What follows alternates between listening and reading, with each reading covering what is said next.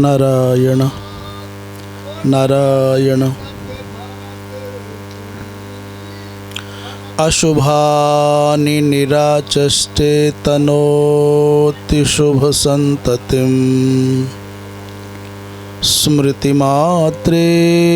यत्पुंसां ब्रह्मतन् परमं विदुः। अतिकल्याणरूपत्वात् नित्यं कल्याणसंश्रयात् स्मर्तॄणां वरदत्वाच्च ब्रह्मतन् परमं विदुः।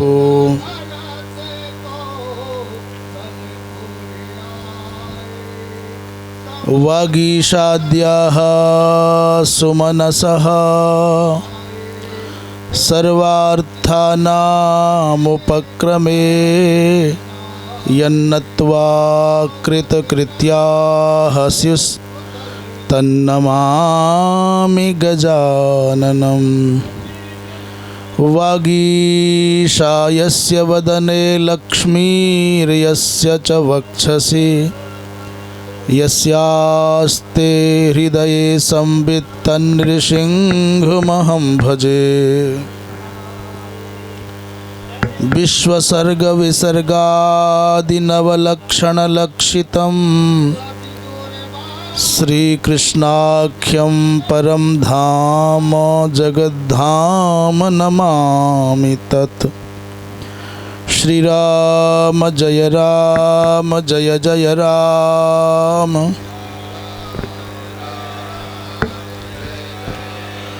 श्रीराम जय राम जय जय राम। श्रीराम जय राम जय जय राम। धर्म की अधर्म का प्राणियों में विश्व का गो हत्या गौ माता की परम पूज्य धर्म सम्राट स्वामी श्री करपात्री जी महाराज की अपने अपने सद्गुरुदेव भगवान की हर हर। श्रीमद् भागवत महापुराण का श्रीधरी टीका समन्वित स्वाध्याय क्रम तीर्थराज प्रयाग की पावन वसुंधरा उपस्थित हैं स्वामी जी महाराज श्री स्वामी महादेवाश्रम जी, ब्रह्मचारी श्री प्रणवानंद जी और प्रख्यात वैयाकरण डॉक्टर श्री भगवत शरण शुक्ल जी, अन्य सभी सुधी महानुभाव। तृतीय स्कंध के 25वें अध्याय का 12वां श्लोक संपन्न हुआ। 13वें श्लोक में माता देवहूति के सम्मुख भगवान कपिल माता देवहूति की भावना को, उनकी प्रार्थना को सुन करके, कल भगवान ने जैसे ही मैया के मुख से जिज्ञासा को, प्रार्थना को, निवेदन को सुना तो बड़ी मंद मंद मुस्कुराहट उनके मुख कमल पर खिल गई।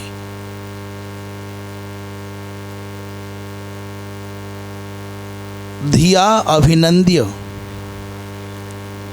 अर्थात धिया अभिनंद्य का तात्पर्य ऐसा कर सकते हैं कि मन ही मन मैया के उन भावों का अभिनंदन किया। यदि बाण्या अभिनंदन कहते तो अर्थात मुखर होकर के अभिनंदन किया होता। दिया मनसा बुद्ध्यावा। वो कपिल भगवान कैसे हैं? बोले आत्मवतांग सतांच गतिर भगवान है, आत्मवेत्ता महापुरुषों के, सज्जनों के उनकी सबकी गति है भगवान। अच्छा, वैसे भी सच ही है कि परम गति तो वही है। कितना भी आप उछल कूद मचाओ, अंततः शरण तो वही है। इसलिए श्रुत्वा ईशत स्मित शोभिता ननः,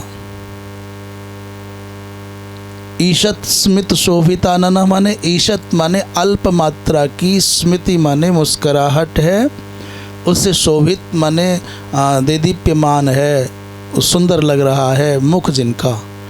थोड़ा भी स्मृति अधिक बढ़ जाएगी तो वो मुखर हो जाती है, अर्थात स्पष्ट हो गई।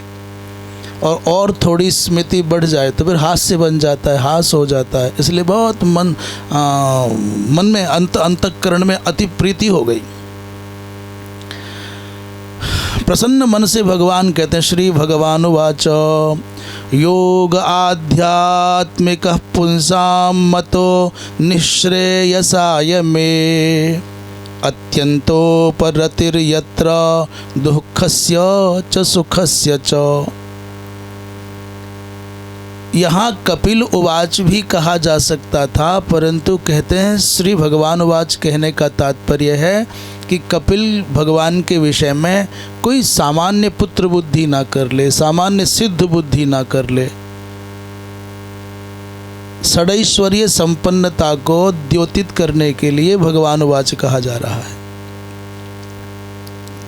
क्या कहते हैं श्री कपिल भगवान, हे मैया, मे मतः पुंसाम निःश्रेयसाय आध्यात्मिकः योगः।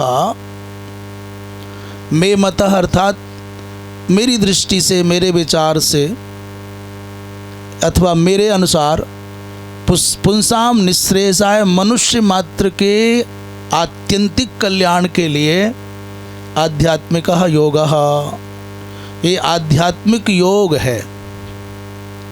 वो क्या है आध्यात्मिक योग? बोले यत्र दुःखस्य च सुखस्य च आत्यंतिकी उपरतिर्भवति, उपरतिः भवति, उपरतिर्भवति। बोले योग बड़ा विलक्षण है। कैसा है? बोले जहाँ न सुख रहेगा न दुख रहेगा। इस पूरे के पूरे संसार में आप चाहे कहीं चले जाओ, हम भी प्रवचन की दृष्टि से ये कह रहे हैं कि सुख भी नहीं चाहिए और दुख भी नहीं चाहिए, परंतु हमारा रोम रोम आपका, सबका, बड़े बड़े समझदारों का यही कहना है, नहीं दुख मिट जाए, सुख चाहिए। पर भगवान कपिल एकदम नई बात कह रहे हैं। जिस योग की हम बात कर रहे हैं, जिस योग के द्वारा परम निःश्रेयस माने परम कल्याण की प्राप्ति होनी है, उस योग के सध जाने पर वहाँ दुख और सुख दोनों की आत्यंतिक उपरति हो जाती है। अर्थात नितांत न सुख का लेश रहेगा न दुख का लेश रहेगा। ऐसा क्या है भाई, जहाँ सुख भी नहीं रहना और दुख भी नहीं रहना, तो फिर रहेगा क्या? प्रायः भाषा के विषय में जिनको विचार रहता है, थोड़ा जागृति रहती है, वो समझते हैं संसार में प्रत्येक शब्द का विलोम शब्द है, पर संभव है कि आनंद शब्द का कोई विलोम शब्द नहीं है। दिन कहोगे तो रात आ गया, अंधेरा कहोगे तो प्रकाश हो गया, सुख कहोगे तो दुख हो गया, अच्छा कहोगे तो बुरा हो गया, ऊंचा कहोगे तो नीचा। सब शब्दों का और भी कोई हो सकते हैं, पर हमारी जानकारी में भी ऐसा ही कोई दूसरे शब्द भी हो सकते हैं, उसका कोई विलोम शब्द ना हो, परंतु हमको ऐसा लगता है आनंद का कोई विलोम नहीं है। इसलिए सुख कहोगे तो दुख अवश्य आएगा, पर आप यदि आनंद की कक्षा में प्रविष्ट हो जाते हैं तो फिर सुख और दुख दोनों के दोनों एक मानसिक चिंतन पर आधारित कक्षाएं हैं, अवस्थाएं हैं, उनका अभाव हो जाता है। और हम तो यदि हम अपने मन की बात कहें, हमको लगता है संसार में सुख और दुख दोनों मनुष्य की अपनी नितांत व्यक्तिगत कल्पनाएं हैं। जैसे एक इंडिविजुअल कहते हैं अंग्रेजी में, प्रातिस्विक। जो बात मुझे अच्छी लगती है वो आपको नहीं लगेगी। एक व्यक्ति हो या वस्तु हो या स्थान हो, वो बिल्कुल नितांत, जैसे किसी को, अभी हमारे यहाँ भैया हैं बिल्कुल वस्त्र नहीं पहनते हो, और कई ऐसे हैं जिनकी नाक तुरंत चल जाती है। किसी को कुछ अच्छा लगता है, किसी को, तो माने मन की कल्पनाएं हैं। जैसे मन के सुख के लक्षण में तर्क संग्रहकार कहते हैं मनसः मनसोनुकूल वेदनीयम, मन के अनुकूल वेदन का नाम सुख है और मन के प्रतिकूल वेदन का नाम दुख है। बस अनुकूलता की सारी बड़ी समस्या है। पर यहाँ इस पवित्र योग में, आध्यात्मिक योग में प्रविष्ट होने पर सुख और दुख दोनों का नितांत अभाव हो जाता है। श्रीधर स्वामी इस विषय में कहते हैं कि आध्यात्मिक माने आत्मनिष्ठा, ऐसा योग है जो आत्मनिष्ठ योग है। और दूसरा शब्द केवल इतना ही कहा, यत्र माने यस्मिन, अर्थात यस्मिन योगे, जैसे आध्यात्मिक योग में परिनिष्ठित होने पर, आत्मनिष्ठ होने पर मनुष्य के जीवन में न सुखाभास रह जाता है न दुखाभास रह जाता है। जैसे दुख है क्या, जैसे विचार करें दुख क्या है, जो मन को अच्छा नहीं लगता वो दुख है। ऐसा कुछ है संसार में जो सदा आपको अच्छा नहीं लगेगा। अभी आजकल हम जनवरी के महीने में, माघ के महीने में बैठे हैं, तो हमको क्या अच्छा नहीं लगेगा? बोले शीतल जल अच्छा नहीं लगेगा। कोई कहे कि चलो तुम्हारा एसी चला देते हैं, कूलर चला देते हैं, तो पागल बताएगा कोई। पर जो एसी और कूलर आज दुख दे रहा है, क्या जून के महीने में आने पर भी दुख देगा? तो समय के साथ ये भी बदल जाएगा। वस्तु, व्यक्ति और स्थान से प्राप्त होने वाला जो दुख आदिक है, दुख की प्रतीति कराने वाला है, वो समय बदलते ही वो सुख देने वाला हो जाएगा। ये बात इसलिए जान करके कह रहे हैं, कभी अपने जीवन में, पारिवारिक जीवन में, व्यवहारिक जीवन में, संस्थागत जीवन में आज कोई आपके प्रतिकूल है, दुख दे रहा है, तो धीरज रखो, समय बदलते देर नहीं लगती है। तोड़फोड़ मत करो, संबंध मत तोड़ो, मौन हो जाओ, चुप हो जाओ, थोड़ा समय कटने दो। वही बहुत बुरा व्यक्ति अनुकूल भी हो सकता है, बहुत अच्छा व्यक्ति प्रतिकूल भी हो सकता है। आनंद की अवस्था में पहुंचने पर सुख और दुख का नितांत अभाव हो जाएगा। इस विषय में बंशीधर जी ने कुछ कहा कि नहीं, देख लेते हैं।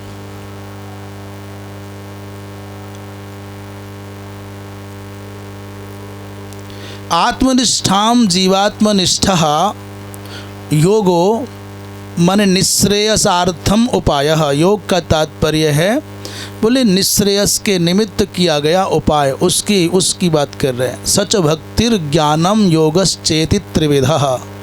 उसको कह सकते हैं कि भाव प्रस्थान की बात कर रहे हैं, ज्ञान प्रस्थान की बात कर रहे हैं, योग प्रस्थान की बात कर रहे हैं। 3 प्रकार का है, ऐसा कहना चाहिए।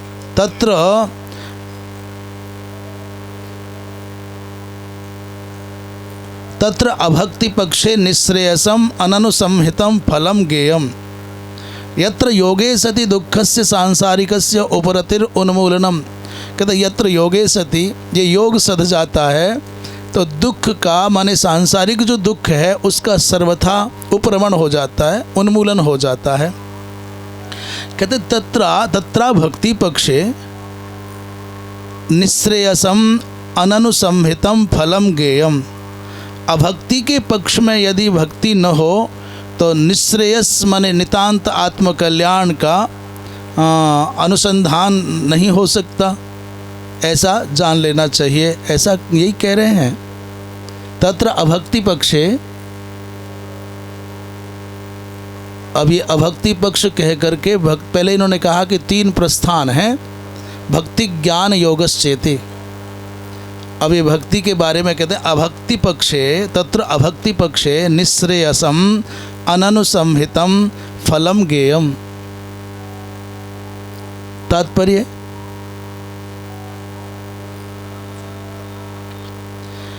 एक बीच में इतनी बात कह करके वंशीधर जी ने सच भक्तिर ज्ञानम योगश्चेति त्रिविधा, हो योग कैसा है जो निश्रेयस को देने वाला है। तो कह रहे वो योग है आध्यात्मिक, पर कैसा हो सकता है? बोले भक्ति संबंधी हो सकता है, ज्ञान संबंधी हो सकता है, तीसरा योग संबंधी हो सकता है, योग रूप हो सकता है, ज्ञान रूप हो सकता है, भक्ति रूप हो सकता है, ऐसा कहना चाहिए। ऐसा कह के कहते हैं तत्र अभक्ति पक्षे, तो अभक्ति कह करके ज्ञान की चर्चा कर रहे हैं। तत्र अभक्ति पक्षे निश्रेयसम अननुसंहितम फलम गेयम, और फिर बाद में केवल सीधे यत्र योगे सति, योग की चर्चा कर लिया, और अभक्ति शब्द से संभव है ज्ञान ही की चर्चा कर रहे हैं। तो योग के होने पर कहते हैं योगे सति दुःखस्य माने सांसारिकस्य दुःखस्य उपरति उन्मूलनम, यदि योग सध जावेगा तो उस योग की बात कर रहे हैं अभी। योग कैसा? बोले जिस योग के सध जाने पर सांसारिक दुख का सर्वथा उपरमण हो जावेगा। अभक्ति पक्ष में क्या होगा? बोले निश्रेयस का, जो जिसे मोक्ष कहते हैं, उसका अननुसंहितम अर्थात न अनुसंहितम फलम इति अननुसंहितम फलम। यदि आपके चित्त में अभक्ति होगी तो फिर आप ऐसा समझें कि आपको आत्यंतिक जो निश्रेयस है उसकी संप्राप्ति नहीं हो सकती। इति फलम गेयम, अर्थात भक्तिया एव, ये ज्ञान आदि का नहीं कर रहे, अर्थात यदि ये योग में आपकी आस्था न होगी, भक्ति न होगी, भाव न होगा, तो फिर मोक्ष की प्राप्ति न होगी, ऐसा मन में भाव आ रहा है। अगले श्लोक में भगवान कपिल कहते हैं चेतः खल्वस्य, 13वां हो गया ना, अच्छा, तमिमं ते प्रवक्ष्यामि यमवोचं पुरानघे ऋषीणां श्रोतुकामानां योगं सर्वांग नैपुणम। भगवान कपिल कहते हैं हे मैया, उसी पवित्र योग को, तम इमम माने उसी पवित्र योग को, जो कैसा है? सर्वांग नैपुणम, जो सर्वांग पूर्ण है, तब तत् सर्वांग नैपुणम योगम ते प्रवक्ष्यामि, उसी पवित्र योग को तुम्हें सुनाने जा रहे हैं, सुनावेंगे। अनघे माने मैया को संबोधित करके कह रहे हैं अनघे माने हे निष्पापे। अनघे कहने का तात्पर्य क्या हुआ?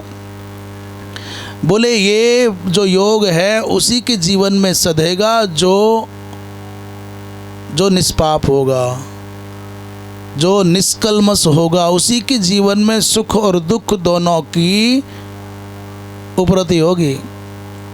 जब तक सपापता रहेगी, जब तक कालुष्य रहेगा, कल्मष रहेगा, तब तक सुख और दुख की उपरति नहीं हो सकती। इसलिए अनघे कह करके हे निष्पापे यम श्रोतु कामानाम ऋषिणाम पुरा अवोचम, इस पवित्र योग का मैंने पहले भी कभी निर्वचन किया है, कभी उपदेश किया है। कहाँ किया महाराज? बोलो श्रोतु कामानाम ऋषिणाम, जो श्रवण की अभिलाषा वाले ऋषि थे, उन ऋषियों को पूरा पूर्व काले भी अवोचम माने मैंने सुनाया था। ऐसा भगवान कपिल ये बात कह करके ये कहना चाहते हैं, अरे मैया ये कोई नूतन मार्ग नहीं बता रहे हैं, बड़े बड़े ऋषि महर्षि भी इस प्रकार के पवित्र उपदेश का आलम्बन लेते रहे हैं, मैंने पहले बड़े बड़े ऋषि महर्षियों को ही सुनाया है। ऐसा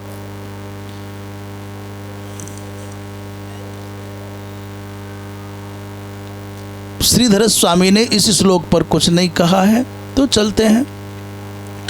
चेतः खल्वस्य बंधाय मुक्तये चात्मनो मतम गुणेषु सक्तं बंधाय रतं वा पुंसि मुक्तये।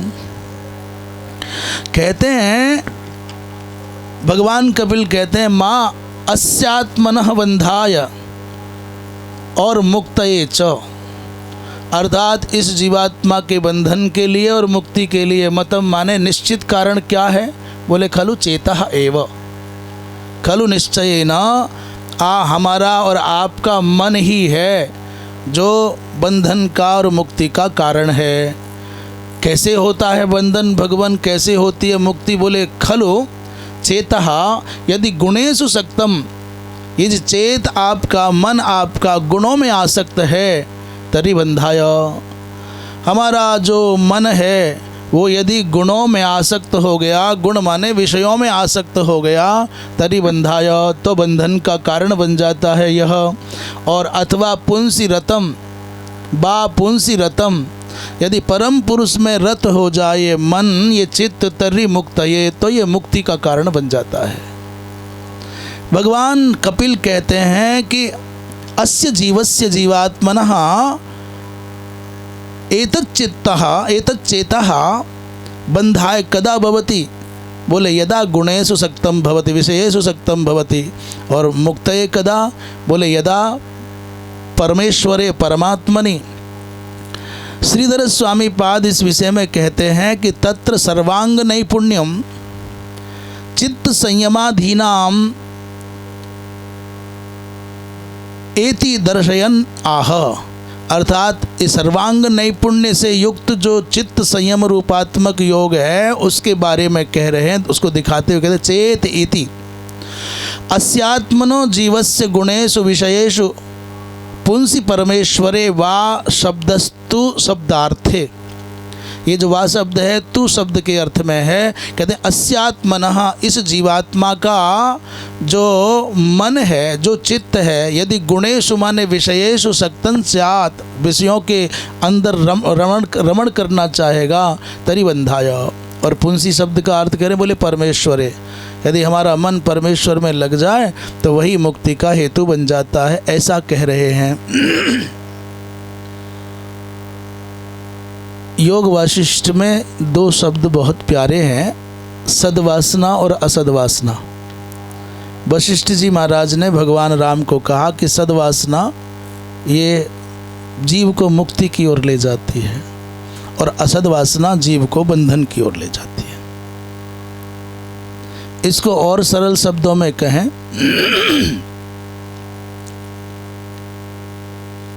बहुत सामान्य कहते भाई बहुत बुरी आदत है, बहुत अच्छी आदत है, इसे आदत कर लो।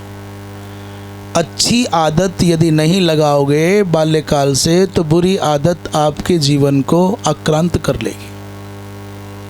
अच्छी आदत है दीपक जलाना, और दीपक मत जलाइए तो बुरी आदत अपने आप लग जाएगी, अंधेरा अपने आप हो जाएगा।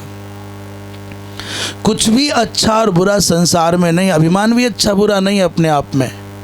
सारी दुनिया अभिमान को गाली देती है, परंतु तुलसीदास जी महाराज ने कुछ नया ही कह दिया।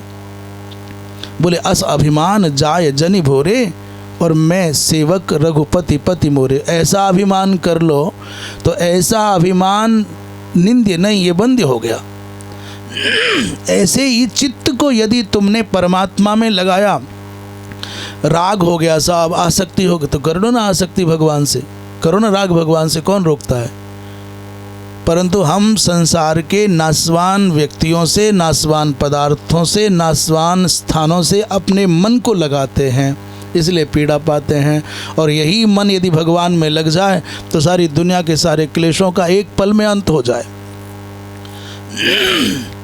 आगे कहते हैं 17वें श्लोक में 16वें में, अहम ममाभिमानोत्थैः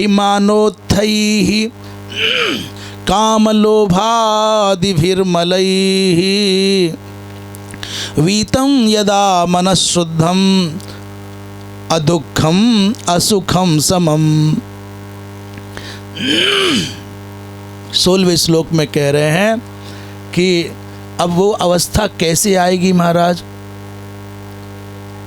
आप जो कह रहे हो कि जहाँ पहुँच जाने पर सुख और दुख दोनों का कोई अस्तित्व नहीं रहना है, वो कब आएगा?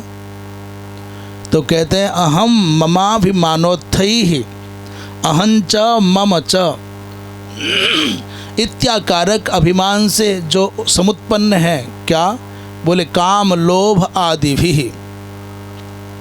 जो काम लोभ आदि मलय, काम लोभ का तात्पर्य दो का नाम बता दिया है, बाकी इनका मित्र मंडल है। ये 6 का पूरा एक गुट है, एक ग्रुप है, एक समूह है। उनको षड्रिपु कहा जाता है। काम क्रोध लोभ मोह मद मात्सर्य, काम क्रोध लोभ मोह मद और मात्सर्य, एते षड्रिपवः, ये 6 शत्रु होते हैं।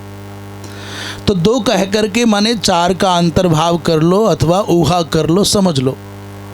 इत्याकारक जो मल है, काम लोभादि मूलक जो मल है, बोले तई यदा भीतम मनः, जब इन सब काम लोभ आदिक मलों से विमुक्त हो जाता है मन, अर्थात शुद्ध हो जाता है मन, तब क्या होगा? बोले तदैव अदुखम असुखम समम भवति। बस ये अवस्था है। हम ऐसा समझते हैं कि राग द्वेष ये 2 ऐसी अवस्थाएं हैं जिनके मूल में सब कुछ छिपा हुआ है, और उसी को कहे माने ये राग द्वेष कहाँ होता है, राग द्वेष का आधार क्या बनता है? तो बोले काम लोभ आदिक। बोले इसका आधार क्या है? बोले अहम और मम। अहम और मम इत्याकारक जो अभिमान है कि अहम माने मैं हूँ और मम माने मेरा है, अहमता और ममता, इन दोनों के कारण समुत्पन्न होने वाली जो वृत्तियाँ हैं वो क्या क्या है? काम विषयक हो जाएगी, लोभ विषयक हो जाएगी इत्यादि। उन सब से समुत्पन्न जो मानसिक मालिन्य है, जब तक इस मानसिक मालिन्य से, मानसिक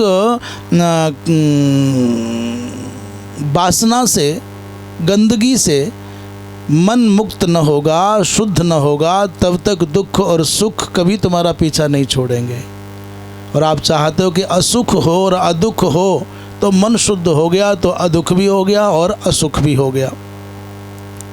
सुख और दुख दोनों की नितांत उपरति हो जाएगी। 16वें श्लोक की टीका में श्रीधर स्वामी पाद कह रहे हैं कि यथाच चित्त संयमे पुरुषार्थ सिद्धि तद दर्शयति।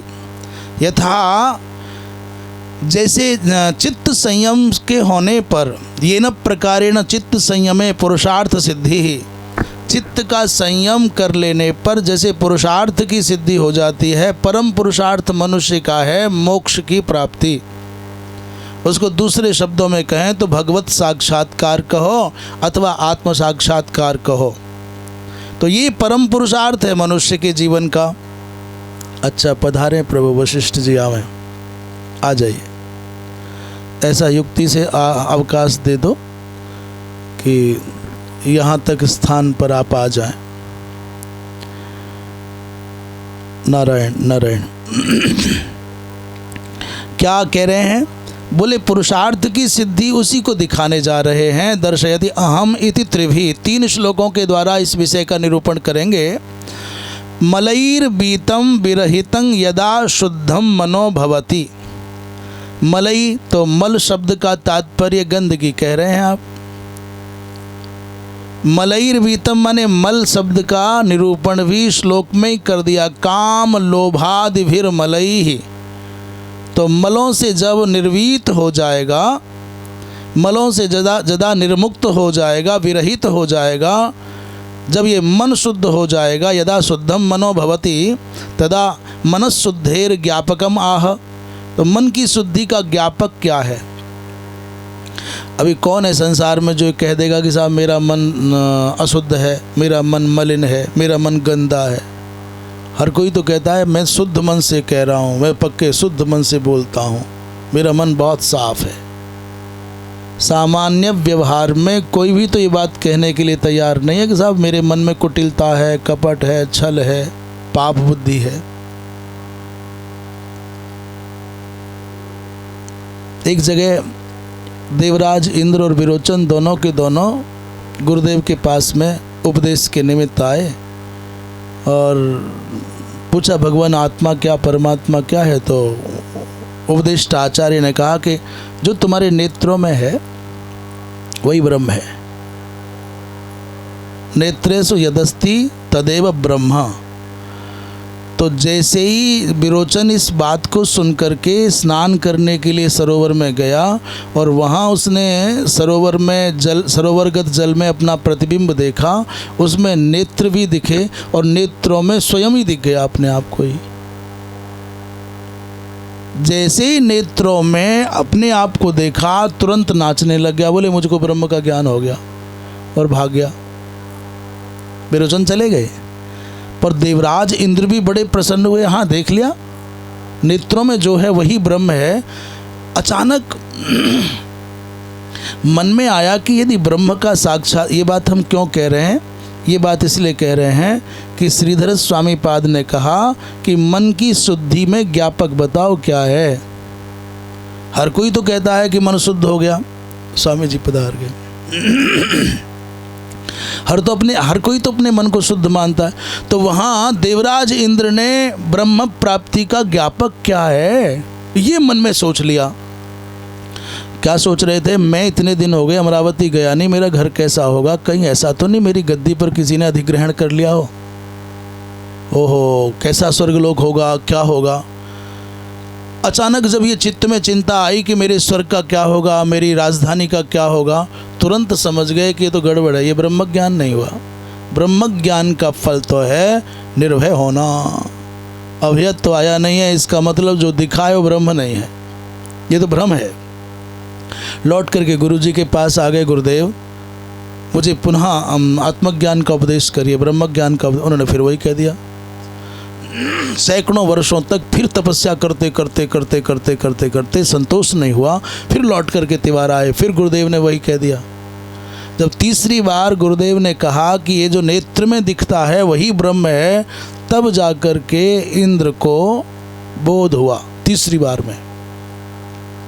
और विरोचन एक बार में ज्ञान प्राप्त करके चले गए, हो गया हमको सब कुछ सध गया। ऐसे कह रहे हैं, कहते हैं कि भाई उसमें ज्ञापक क्या है कि मन शुद्ध हो गया है। बोले अदुखम, जिस पल आपको दुख की प्रतीति होनी बंद हो जाए, जिस पल आपको सुख की प्रतीति का अवरोध हो जाए, समझ लेना बात बन गई, मन शुद्ध हो गया। ये बात किसी दूसरे को जनाने के लिए नहीं है, बताने के लिए नहीं, तेरा मन साफ नहीं, क्यों बोले दुख हो जाता है, तू तो अनुकूलता पा करके हर्षित होता है और प्रतिकूलता पा करके तो शोक करता है, तो तुझको नहीं। भैया शास्त्र ये हमारे लिए है, शास्त्रोपदेश दूसरों को समझाने के लिए नहीं है, ये शास्त्रों के उपदेश केवल मेरे लिए है। जब जब आप नियम कुछ सुनते हैं, कुछ अच्छा जानते हैं, उसको अपने ऊपर घटा करके देखें, दूसरों पर मत घटाओ, पैमाने लेकर के मत घूमो कि तू ऐसा नहीं है, तू ऐसा है। इसी बात को कह रहे हैं कि जब तक आपको दुख की प्रतीति होगी तब तक आपके मन की शुद्धि नहीं हुई। जब तक आपको, भैया कुर्सी लाओ जरा, स्वामी जी महाराज श्री हमारे महाराज श्री जी पधारे हैं, लाओ कुर्सी लाओ भाई जल्दी। बोलिए वृंदावन बिहारी लाल की। तो तब तक मत समझना कि मन शुद्ध हो गया। मन शुद्ध तभी माना जाए जब दुख और सुख आपको प्रभावित न करते हो, अनुकूलता और प्रतिकूलता आपको प्रभावित न करती हो। अर्थात इसका तात्पर्य समत्वम योग मुच्यते, समत्व की अवस्था आ जाए। आगे कह रहे हैं तदा पुरुषात्मानं केवलं प्रकृतेः परम निरंतरं स्वयं ज्योतिरनिमानमखंडितं।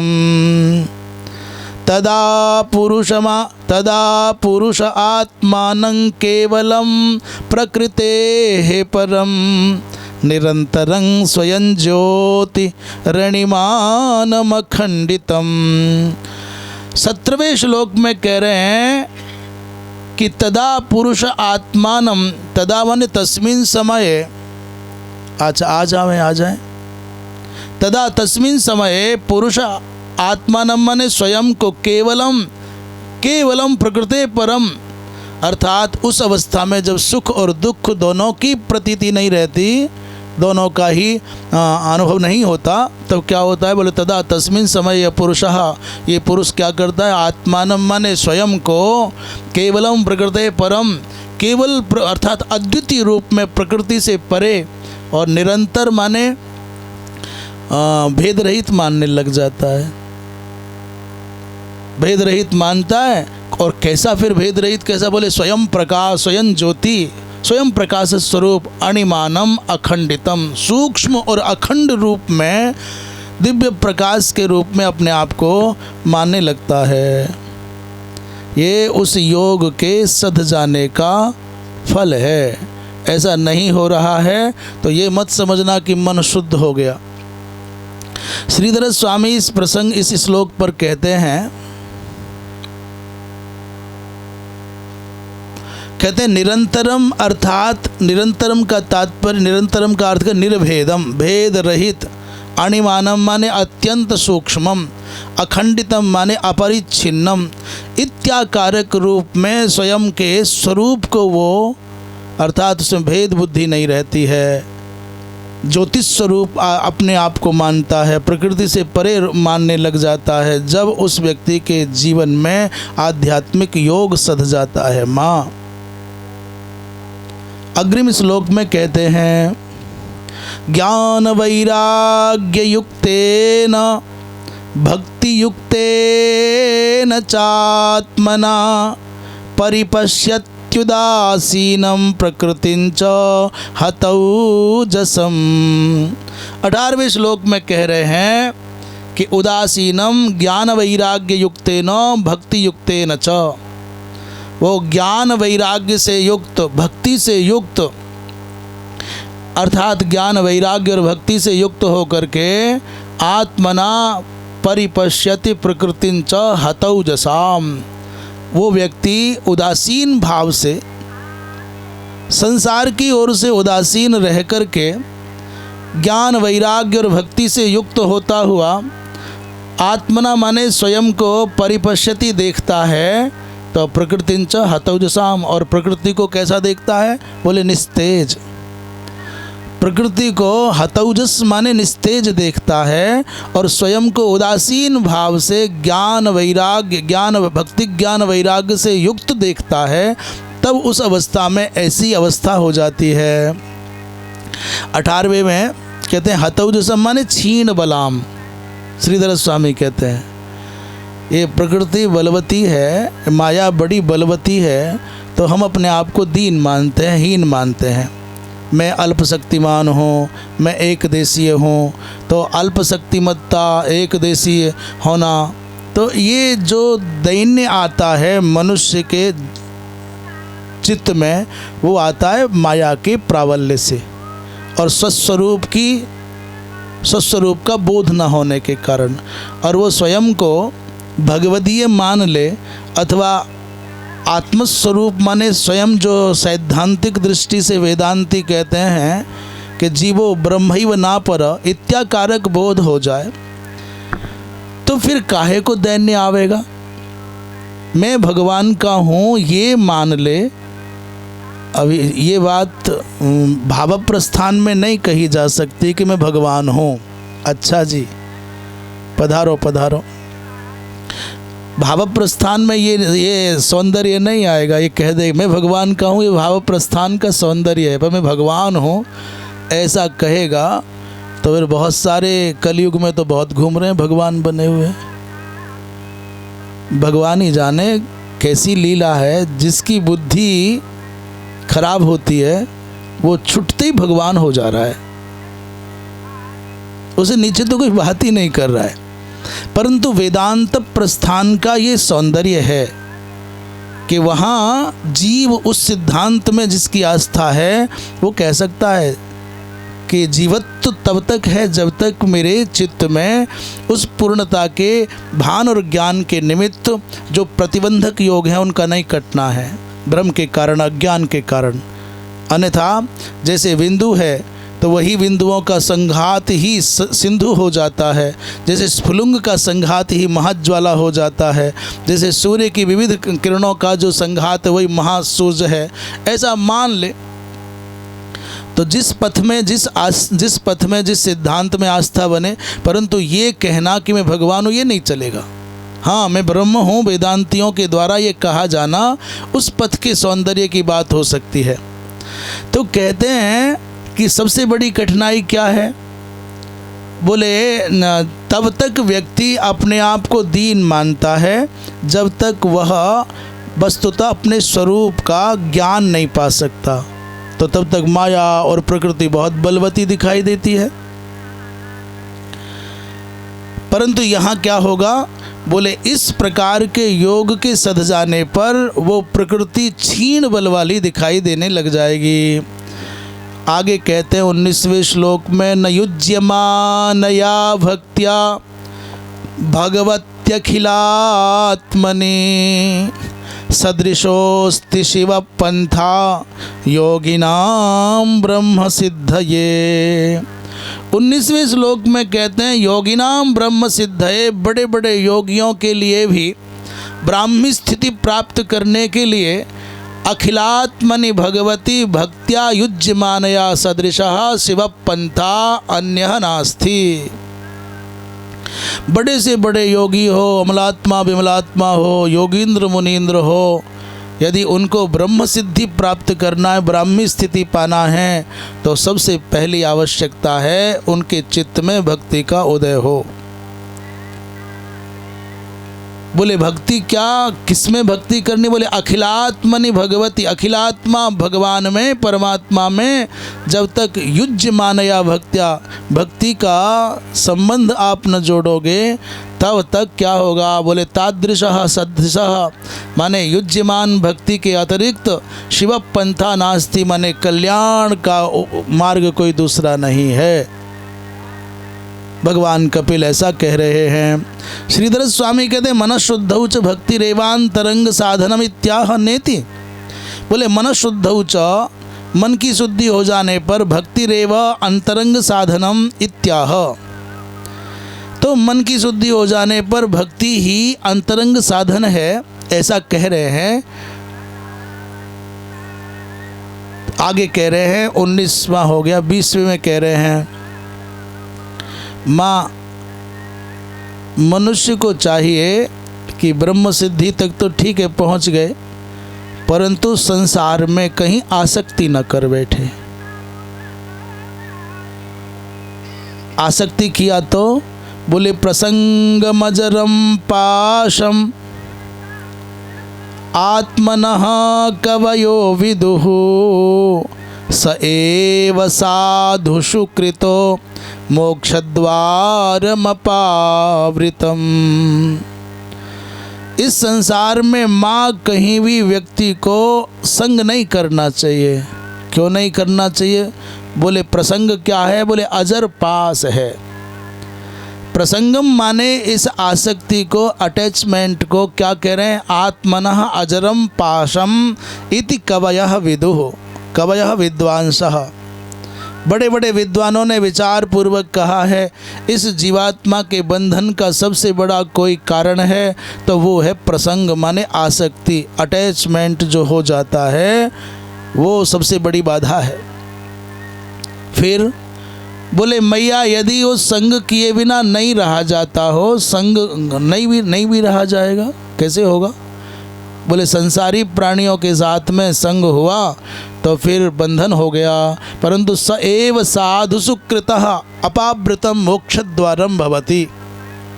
परंतु वही संग, वही आसक्ति आपकी किन के साथ? बोले साधु के साथ हो गई, सत्पुरुष के साथ हो गई, तो फिर मोक्ष का खुला हुआ दरवाजा प्राप्त हो जाएगा। 5वें स्कंद में यही बात ऋषभदेव जी महाराज अपने पुत्रों से कहते हैं, द्वार माहुर विमुक्ते है महत संगस, महापुरुषों का संग मुक्ति का खुला हुआ दरवाजा है।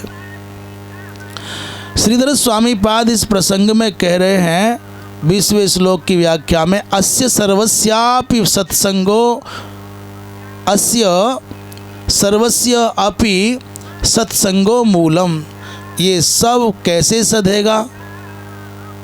जितनी बात हम कह रहे हैं, मनस शुद्धि की बात कर रहे हैं, आत्मकल्याण की बात कर रहे हैं, सुख दुख से उपरत होने की बात कर रहे हैं, बोले इस सब का मूल है सत्संग। सत्संग का भी स्वरूप समझने की आवश्यकता है। 2-4 लोग बैठ करके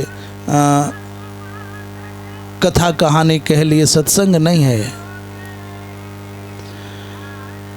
सत्संग थोड़ी ऊपर की कक्षा को कहा जाता है। पहले होगा सच्चर्चा, 4-6 लोग मिलकर के बैठे हैं, आपस में भगवान की चर्चाएं कर रहे हैं, भगवान की महिमा का, भगवान के गुणों का अनुवाद कर रहे हैं, तो ये सच्चर्चा है। सतः परमात्मना चर्चा सच्चर्चा। दूसरे नंबर पर सच्चर्चा के बाद आता है सद्विचार, और सद्विचार माने सच्चिंतन कह सकते हैं। सच्चर्चा के बाद आता है सच्चिंतन। जो आपने श्रवण किया, चर्चा की, बातचीत की, कहा सुना, उसका चिंतन भी तो करो। सच्चिंतन के बाद में आता है सदाचार। केवल बढ़िया बढ़िया बातें बनाई और उसको आपने चिंतन के स्तर पर नहीं ले गए, परिपाक नहीं होने दिया उस चर्चा का, तो वो परिपक्व नहीं होगा भाव, तो फिर आचरण में कैसे उतरेगा। इसलिए सच्चर्चा ही सच्चिंतन के रूप में परिणत हो और सच्चिंतन ही सत आचार के रूप में परिणत हो। ये 3 बात आप कर लो, 3 अवस्थाएं आप पालो, तो सत्संग तो अपने आप हो जाएगा। सत्संग करने कराने का विषय नहीं है। सत्संग में करना कराना जैसा नहीं, सत्संग तो विदाउट एनी सब्जेक्ट है। सत्संग माने होना है, और सच्चर्चा करनी पड़ेगी, सच्चिंतन करना पड़ेगा, सत आचार करना पड़ेगा, पर सत्संग करने की आवश्यकता नहीं। जैसे पुष्प के विकसित होते ही सुगंध अपने आप प्रस्फुटित हो जाती है, सत्संग तो एक अवस्था का नाम है, और हम सच्चर्चा को ही सत्संग मान बैठते हैं। सत माने परमात्मना सह संगः, वो सत्संग है। सत्य कर लो, सत शब्द का अर्थ सत्य करो, सत्य के साथ जीने की आपकी वृत्ति बन जाए। सत माने भगवान के भक्तों के साथ जीने की वृत्ति बन जाए, और भगवान के साथ ऐक्य का भाव स्थिर हो जाए, तो हो गया आपका सत्संग। मिथ्याचार चला जाए, कालुष्य चला जाए, कपट चला जाए, हो गया सत्संग, खिल गया। तो ये सत्संग कह रहे हैं कि ये जो सब कुछ साधना है, अस्य सर्वस्यापि सत्संगो मूलम, इस सब का मूल है सत्संग। और प्रसंगमिति बोले यदि आपने संसार के जीवों के साथ में प्रसंग किया तो फिर बंधन हो जाएगा, वो अजर पास हो जाएगा। ऐसा पास होगा जो जीर्ण होना ही नहीं है, कटना ही नहीं है। पर वही संग, वही आसक्ति आपने सत्पुरुषों के साथ, महापुरुषों के साथ कर ली, तो अपावृतम अर्थात निरावरणम मोक्षद्वारम, तो मोक्ष का द्वार अपावृत मिलेगा, निरावरण मिलेगा, दरवाज़ा नहीं मिलेगा, किवाड़ लगी नहीं मिलेगी, खुला हुआ द्वार मिलेगा। द्वार माहुर विमुक्ते है, महापुरुषों के संग का ये फल होगा। आगे कहते हैं 21वें श्लोक में, आपने महाराज बता तो दिया कि साधुओं का संग होगा तो फिर मोक्ष का खुला हुआ दरवाज़ा मिलेगा, अब ये भी बता दो कि साधु कैसे होते हैं। भगवत गीता में तो भगवान कहते हैं कि साधु का मिलना दुर्लभ है, भगवान का मिलना दुर्लभ नहीं है। तस्याहम सुलभ पार्थ, हे पार्थ मैं उसको सुलभ हूँ, किसी के लिए कह रहे, पर बोले स महात्मा सुदुर्लभ, वासुदेव सर्वमिति स महात्मा दुर्लभ नहीं कहा, बोले सुदुर्लभ। अभी हम वासुदेव सर्वमिति यदि हटा दें, यही कहते हैं महात्मा सुदुर्लभ, और ये सच है, महात्मा दुर्लभ नहीं सुदुर्लभ है। भगवान सुलभ है, परमात्मा सुलभ है, परंतु महात्मा दुर्लभ है। और हमारी बात पर विश्वास नहीं हो तो पिछले कुंभ में आपने देखा कितने नए नए महात्मा पूरी दुनिया के आकर्षण का केंद्र दो ही प्रकार के महात्मा दिखाई दिए, बोले एक तो आईटी और एक बाईटी।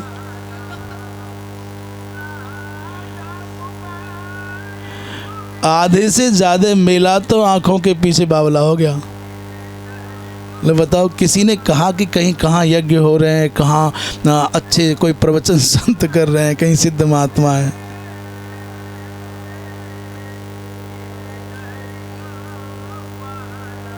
अभी मेला में अभी देखते देखते हम लोग वैष्णवीय परंपरा में महाराज जी, हमने आचार्यवर देखा था कि भंडारे की प्रमुखता होती थी। बड़े से बड़े भंडारे, जोरदार भंडारे, खूब। वहाँ गेट वेट पर झंझट नहीं रहता था कि बड़ा गेट बनाना है कि बड़ा ये बनाना है। अभी हम देख रहे हैं, पहले वे महामंडलेश्वर आदि जो होते थे इनके बड़े बड़े गेट होते थे।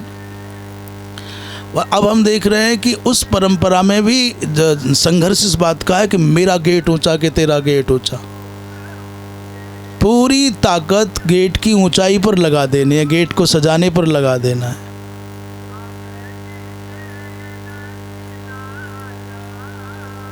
चलो, वृंदावन बिहारी लाल की। तो पूछा कि साधु का संग होने पर मोक्ष का खुला हुआ द्वार मिलना है, तो साधु के लक्षण भी तो बताओ। लक्षण बता रहे हैं, बहुत सुंदर भाव हैं।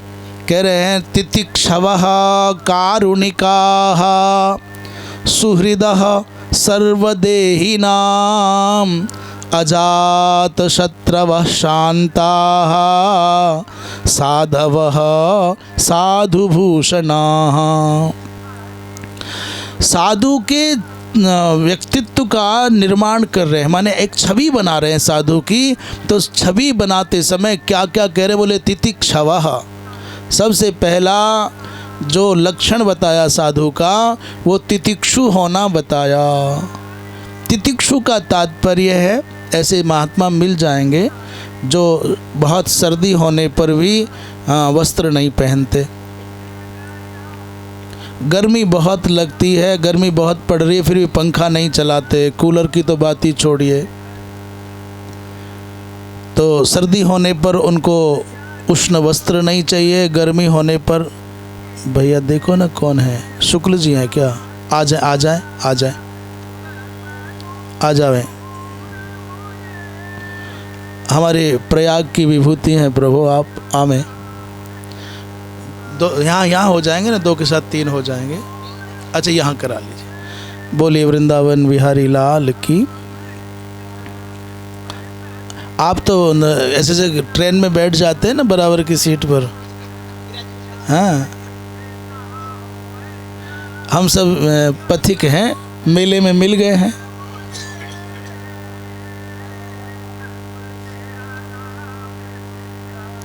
तितिक्षवः माने हमारे मन में ऐसा भाव आ रहा है, तितिक्षु ये कहना कि हम सर्दी में ऐसा साधन नहीं ढूंढ रहे हैं कि जिससे हमको सर्दी ना लगे, और गर्मी पड़ रही है तो पंखा नहीं चला रहे, ये भी एक तितिक्षा है। पर इससे भी बड़ी तितिक्षा है भूख और प्यास को पचा ले जाना। व्यक्ति सर्दी में नंगा रह सकता है, गर्मी में आग तप सकता है, परंतु भूख और प्यास के चक्कर में विफल हो जाता है, और इतना विफल हो जाता है कि कुछ भी कर सकता है। कभी भूख के मारे गुस्से में कुछ बड़बड़ाया नहीं गया घर में? ये मैया ज़्यादा जानती होंगी। दूसरी इससे भी ऊंची कक्षा है क्रोध को, काम को, ये जो बेग हैं, इनको सहन करने की वृत्ति आ जाए। तिरस्कार को, अपमान को, यदि इनको सहन करने की वृत्ति आ गई तो समझ लीजिए केवल बाह्य तितिक्षा का अभिनय नहीं होगा, फिर जीवन की सार्थकता सिद्ध हो जाएगी। इसलिए तितिक्षु होना चाहिए। दूसरा कारुणिकाः, वो करुणापूर्ण जीवन होना चाहिए। करुणा से भरा हुआ चित्त हो, कारुणिक हो। हाँ, और क्या है? बोले सर्वदेहिनाम सुहृदः, सभी प्राणियों के प्रति ये नहीं कि मित्र है कि शत्रु है, ये अपना है कि पराया है, कि स्वदेशी है कि विदेशी है, ये क्या है कैसा है। एक महात्मा की और बिच्छू की कथा बड़ी प्रसिद्ध है। किसी जल में डूबते हुए बिच्छू को महात्मा ने निकालना चाहा तो साधन कोई था नहीं, तो सोचा हाथ से मर जाएगा, डूब जाएगा, जल्दी करो, तो हाथ से निकाल लिया। बिच्छू ने अपना काम कर दिया, फट से डंक मार दिया। महात्मा बिलबिलाए और तुरंत बिच्छू को छोड़ दिया। वो फिर डूबने लगा, फिर निकालने लगे। तो किसी भले आदमी ने कहा कि किसी भले व्यक्ति ने कहा, सज्जन ने कहा, महाराज जब ये बिच्छू बार बार डंक मार रहा है तो काहे बचा रहे हैं? तो उन्होंने कहा, भाई ये मेरा गुरु बन गया है, इस बिच्छू को मैंने आज अपना गुरु मान लिया। जो डंक मारता है गुरु कैसे? बोले नहीं नहीं, इस बिच्छू को अपना धर्म त्यागने में रंच मात्र भी रुचि नहीं है, मैं बचा रहा हूँ फिर भी डंक मार रहा है। तो जब बिच्छू अपना धर्म नहीं त्याग रहा है तो फिर मैं अपना धर्म कैसे त्याग दूँ? इसका डंक मारना काम है और मेरा प्राण बचाना साधु हूँ। तो सर्वदेहिनाम सुहृदः, और कैसे? बोले अजात शत्रवः। अजात शत्रु शब्द का अर्थ ऐसे समझें कि संसार में कोई उनका शत्रु है ये नहीं, नहीं, दूसरे की जिम्मेदारी नहीं लेनी है। अर्थात इनकी चेतना का ऐसा उच्च स्तर हो जाए कि इनको संसार में कहीं भी शत्रु भाव का बोध ही नहीं होता। आप मेरी झोपड़ी में आग लगा गए, आप मेरा अपमान कर दिया, अपयश किया, आपने क्या क्या किया आप जानो ना, मैं क्या करूं इसमें? रामचरितमानसकार ने एक बहुत प्यारी चौपाई कही है, दुख सुख सरिस प्रशंसा गारी, सबके प्रिय सबके हितकारी। ये साधु का लक्षण बताया। मैं सर खपा खपा करके हार गया, मुझको सृष्टि में एक भी महात्मा ऐसा नहीं मिला। और आपकी दृष्टि में कोई आए हो तो बता दो, जो दुख सुख में समान भाव रखते हो, प्रशंसा और गारी में समान भाव रखते हो, और जो सबके प्रिय हों और सबके हितकारी हो। अभी हम आरंभ करते हैं। भगवान शंकराचार्य सबके प्रिय सबके हितकारी हो गए क्या? सबने उनको अपना प्रिय अपना हितकारी माना क्या?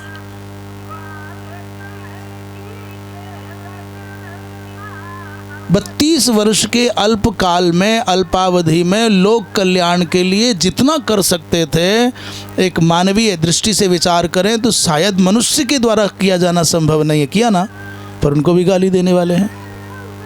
धर्म सम्राट जी महाराज ने किसी की भैंस खोली थी क्या? उनको भी गाली देने वाले, खंडन करने वाले हो गए ना। एक भी महात्मा कोई सृष्टि में बता दो कि जिनको गरियाने वाले नहीं हैं दुनिया में, हमें तो नहीं मिला। अच्छा छोड़ो, भगवान बता दो ना, क्यों महात्माओं की बात करें? परमात्मा राम जी को बता दो, राम को गाली देने वाले हैं? केवल हैं नहीं, थे भी, उनके सामने भी थे। नहीं होते तो सीता मैया के लिए ऐसा बोलने वाला वहीं अयोध्या में दीपक के तले अंधेरा था। रावण दूर रह के कहता था, तो छोड़ो, अयोध्या में जब भगवान राम को भगवान राम सबके प्रिय सबके हितकारी न हो पाए तो फिर और दुनिया में कौन होगा? अजात शत्रु कौन है? नाम है अजात शत्रु किनका? युधिष्ठिर का। और हम अतिशयोक्तिपूर्ण किसी का मानवर्धन करते हैं तो भाई अजात शत्रु है, ऐसा हो ही नहीं सकता। भगवान सूर्य बताओ अजात शत्रु है क्या? भगवान सूर्य किसी का कुछ बिगाड़ रहे हैं, पर चोर को बहुत बुरे लगते हैं, देर तक सोने वाले को तो बहुत बुरे लगते हैं भगवान सूर्य, और चमगादड़ को बहुत बुरे लगते हैं भगवान सूर्य, और उल्लू को बहुत बुरे लगते हैं। उल्लू, चमगादड़, चोर, देर तक सोने वाले, और एक ऐसा है जिसको बहुत बुरे लगते हैं भगवान सूर्य। इसके अलावा किसको बुरे लग सकते हैं, बता पाओगे कोई? कमलिनी को बहुत बुरे लगते हैं। अब हम कहना क्या चाहते हैं, ये तो सब बातें रही। हम कहना ये चाहते हैं कि सूर्य कभी किसी का अहित करने के लिए उदित होते हैं क्या? ये समस्या सूर्य की नहीं है कि उनको कोई शत्रु मान रहा है। सूर्य तो किसी को शत्रु नहीं मानते ना, पर सूर्य को कोई शत्रु मानता हो तो उसका भ्रम है, उसका अज्ञान है, उसकी अपनी समस्या है। ऐसे ही साधु संत महात्मा लोक कल्याण के लिए कुछ भी करने को तैयार रहते हैं। यदि आपको लगता है कि किसी का खंडन भी कर रहे हैं तो खंडन भी उसके पराजय के लिए नहीं, उसके उपहास के लिए नहीं, उसके तिरस्कार के लिए नहीं, सत्य के प्रकाश के लिए। किसी की जो अनय है, जो अपसिद्धांत है, उसकी बात का माने कहीं लोगों को भ्रम न हो जाए, लोग गड्ढे में न गिर जाएं। तो यदि महात्मा, सच्चा महात्मा कभी किसी के प्रति शत्रुता का भाव उदित ही नहीं होने देगा। ये अजात शत्रु का तात्पर्य हमारी समझ में आया। तो अजात शत्रवः, आगे क्या कहा? बोले शांताः, जो परम शांत हैं। ऐसे मैया जे साधवा भवंती ते साधु भूषणाः, वो साधु भूषण होते हैं, वो साधु समाज के आभूषण होते हैं, इत्याकारक गुण जिनमें होते हैं। श्रीधर स्वामी इस प्रसंग में कहते हैं साधूनाम लक्षणम आह, साधुओं के लक्षण बता रहे हैं। तितिक्षवः इति चतुर्भिः, 4 श्लोकों में। साधव माने, साधु शब्द का अर्थ क्या है? भगवत गीता के शांकर भाष्य में क्या है? परित्राणाय साधुनाम, साधुनाम शब्द की वहाँ व्याख्या करते हुए भगवान शंकराचार्य ने कहा सन्मार्गस्थानाम। साधुनाम माने सन्मार्गस्थानाम। साधु का तात्पर्य वेश आदि के द्वारा निर्धारित जो साधु एक वर्ग है उसी की नहीं, सन्मार्ग पर चलने वाला जो गृहस्थी ब्राह्मण है वो, जो गृहस्थी क्षत्रिय है वो, जो गृहस्थी वैश्य है वो, और जो गृहस्थी शूद्र है वो। स्वधर्म का पालन करने वाला शूद्र हो, क्षत्रिय हो, वैश्य हो, ब्राह्मण हो, सन्मार्ग पर चलने वाला ब्रह्मचारी हो, गृहस्थ हो, वानप्रस्थ हो, सन्यासी हो। यहाँ किसी जाति का, यहाँ किसी वर्ग का, किसी आश्रम का निर्धारण नहीं किया कि ऐसे ही साधु हो। और यहाँ श्रीधर स्वामी कह रहे हैं साधु कौन? बोले साधव शास्त्रानुवर्तिनः, शास्त्रीय सिद्धांत का अनुवर्तन करने वाले कोई साधु कहा है। वरना इसलिए भगवान शंकराचार्य ने तो डिंडिम घोष के साथ कहा सनातन धर्म क्या है? बोले धर्मस्तावत वर्णाश्रम धर्म एव, वर्णाश्रम धर्म ही धर्म है। इसलिए हम इस विषय में ये कहते हैं कि आप जो अपना परिचय बताते हो, मेरा ये नाम है, मेरा ये गांव है, मेरा ये ठिकाना है, घर का पता, ये नंबर है, सनातन धर्म भी आपका पता पूछता है। सबसे पहले सनातन धर्म आपके कल्याण के विषय में विचार करने से पहले आपके बारे में आपसे परिचय पूछता है। इसलिए महात्माओं से कोई कहते हैं महाराज हमारे कुछ कल्याण, बोले क्या नाम है तुम्हारा, क्या जाति है, क्या गोत्र है, कौन से आश्रम के हो। सच्चे अर्थों में सनातन धर्म की दृष्टि में हमारा और आपका परिचय, ये परिचय कुछ नहीं है। आपका वर्ण क्या है और आपका आश्रम क्या है। जब तक आपको अपने वर्ण और अपने आश्रम का ज्ञान नहीं होगा, इसका भान नहीं होगा, इसका अभिमान नहीं होगा, तब तक धरती पर कोई भी सनातनी आपके लिए आचार संहिता का निर्धारण नहीं कर पाएगा। शास्त्रज्ञ महापुरुष, इसलिए सनातन धर्म का मूल आधार है वर्ण धर्म और आश्रम धर्म। और आजकल तथाकथित लोग कहते हैं जाति मिटाओ, वर्ण मिटाओ और आश्रम मिटाओ, सब खेल, सब खिचड़ी बनाना है। महाराज जी, हमको जो धर्म सम्राट जी महाराज की बात है बहुत गहराई से चित्त में बैठी है। ये कहते हैं कि जातिवाद ने भारत का विनाश कर दिया, वर्णाश्रम व्यवस्था ने भारत को पराधीन बना दिया, बट गया हिंदू समाज, कट गया हिंदू समाज। मैं कहता हूँ जिस भारतवर्ष के जिस भूभाग से वर्णाश्रम धर्म शिथिल हुआ वही भारत का हिस्सा नहीं रहा। सबसे पहले ये आग लगाई थी बंगाल में, राजा राम मोहन राय प्रभृति लोगों ने सबसे पहले वही कटा, जहाँ अपने पूर्वजों की थाती का विस्मरण करने लगे लोग, गौरव बोध नहीं रहा गोत्र का, ऋषियों का, अपनी परंपराओं का। उनको कितने दिन तक टिका करके रखोगे आप? हमें छाती ठोक करके कहते हैं हमारा गोत्र ये है। मैंने हम जो बोल रहे हैं इस समय एक सन्यासी के रूप में नहीं बोल रहे, एक सामान्य बात कह रहे हैं। ये गंगा बचाई है हमको, हमारे गोत्र बचाए, हमारे ऋषियों की स्मृतियां बचाई हैं, हमारे 12 ज्योतिर्लिंग बचाए हैं, हमारे कुंभ मेले बचाए हैं। मुगलों का आतंक हुआ तो सारी दुनिया कराहती थी मुगलों के आतंक के कारण, फिर भी सिसकता हुआ, रोता हुआ, अपने सर पर गठरी धरे हुए कुंभ आ रहा है, माघ मेला आ रहा है, तो भी ये माघ मेला चले है। इसने बचाया है हमको। इसलिए सनातन धर्म का जो मूल स्वरूप है, आज की सरकारें हों, आज के कोई बड़े बड़े समूह संगठन हों, भाई आपको अपनी मर्जी से जो कहना है, जो मानना है मानो, परंतु दया करो। वर्णाश्रम धर्म को मानने वाले भले सीमित हों, उनका तिरस्कार मत करो। आप सोचते हो कि शक्ति के बल पर भारत जीवित रहेगा, संपत्ति के बल पर भारत जीवित रहेगा। हम आपसे कह देते हैं भारत इसलिए विश्वगुरु नहीं है कि बहुत पैसा है इसके पास, बहुत बड़ी सेना और शक्ति है इसके पास। भारत इसलिए विश्वगुरु है क्योंकि इसके पास वेद है, इसके पास विद्या है, ज्ञान है, तप है। और पूरी दुनिया, हम तो ये मानते हैं कि अनादि अपौरुषेय है, पर पूरी दुनिया के लोगों ने ये कहा कि सबसे अधिक पुरातन कोई साहित्य है तो ऋग्वेद है। अपने इस गौरव को बचाए रखने वाले लोगों के प्रति सम्मान का भाव रखो। इन्हें भी अल्पसंख्यक मान करके कोने में अपने अनुसार जीवन जीने दो भाई, खंडन मत करो। मनुस्मृति को जलाने वाले महानुभाव थोड़ा समझो, तुम्हारा आता पता भी कहीं नहीं बचेगा। बहुत लोग आए धर्म को मिटाने वाले, वर्ण को मिटाने वाले, आश्रम मिटाने वाले, मिट करके चले गए। सनातन धर्म जौकी तो रहा और रहेगा। चलो व्यवहार में आगे थोड़े। साधुभूषणा, हाँ ऐसा श्रीधर स्वामी पाद कह रहे हैं, साधव मन शास्त्रानुवर्तिनः, साधु मन सुशीलम तदेव भूषणम येषाम।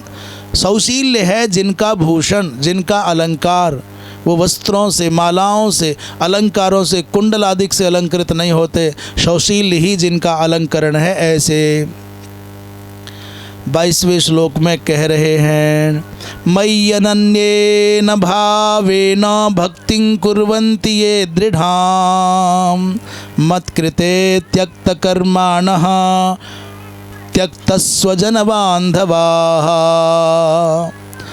मयि अनन्येन भावेन जे भक्तिं कुर्वन्ति, भगवान कहते हैं जे ये मई अनन्य भावेन भक्तिं कुर्वन्ति, दृढ़ाम भक्तिं कुर्वन्ति, जो मुझ में ही अनन्य भाव से भक्ति करने वाले हैं। और मत कृते त्यक्त कर्माणः, जिन्होंने मेरी ही प्रसन्नता और प्रीति के लिए सांसारिक कर्मों का परित्याग कर दिया है। और त्यक्त स्वजन बांधवाः, अच्छा नहीं, मत कृते कर्माणः, अर्थात मेरी प्रीति के निमित्त ही विविध यज्ञादि कर्म करते हैं।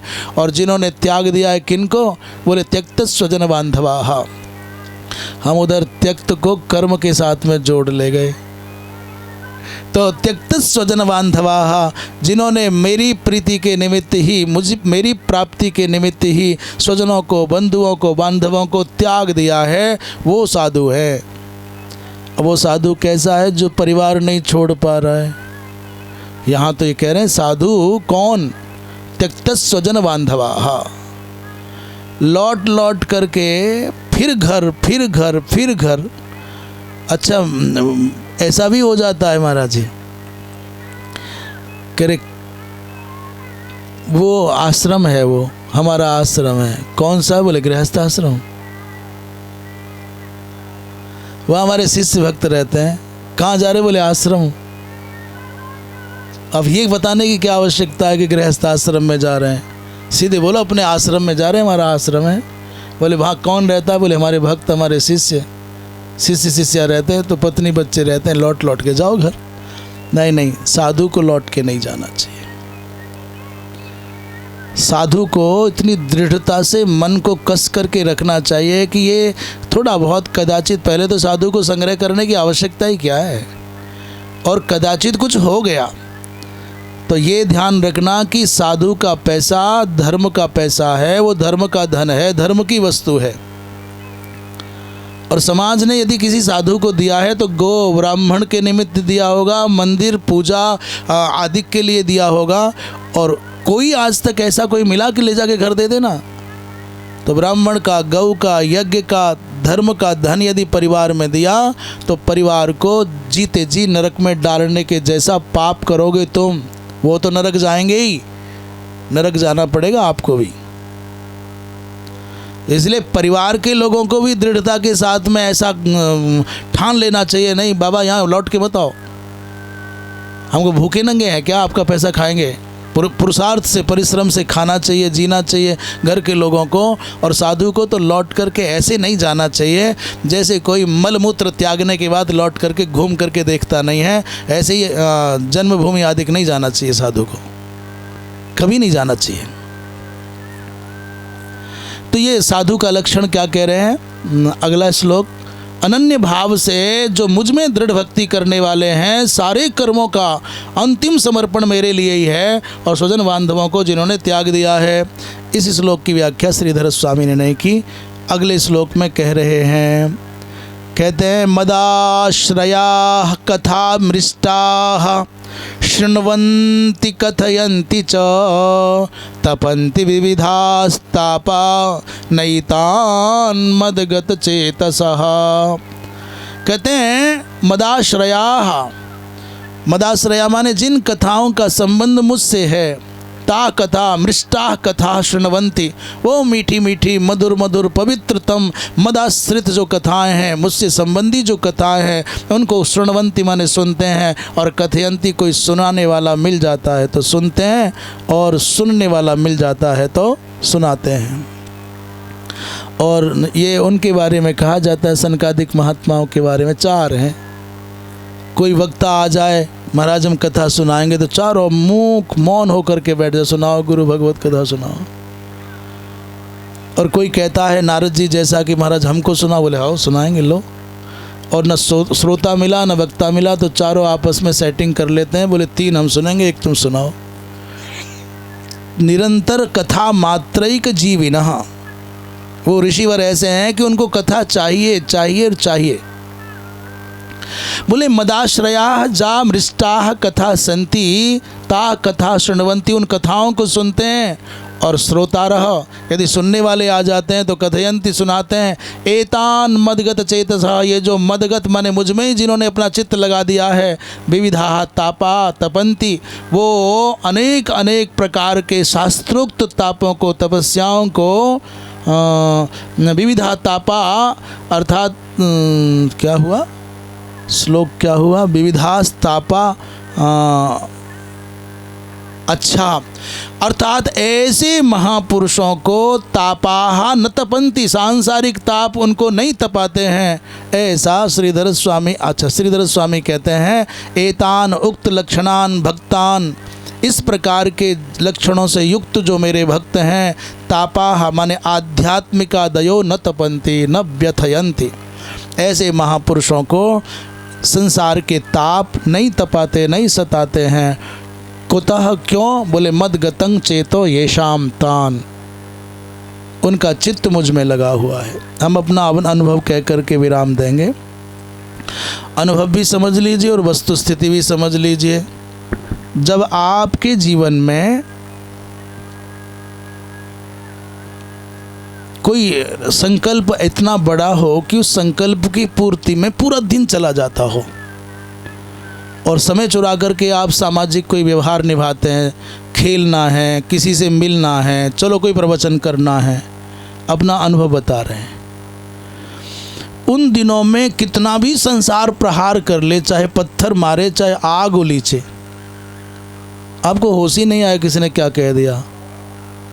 इतने से इतने समय तक आपको जप करना है, इतने से इतने समय तक स्वाध्याय करना है, इतने से इतने समय तक आसन है, इतना ये प्राणायाम है, इतना ये दिनचर्या है, और इसमें से भागते दौड़ते आधा घंटा समाज को दे दिया, 1 घंटा प्रवचन।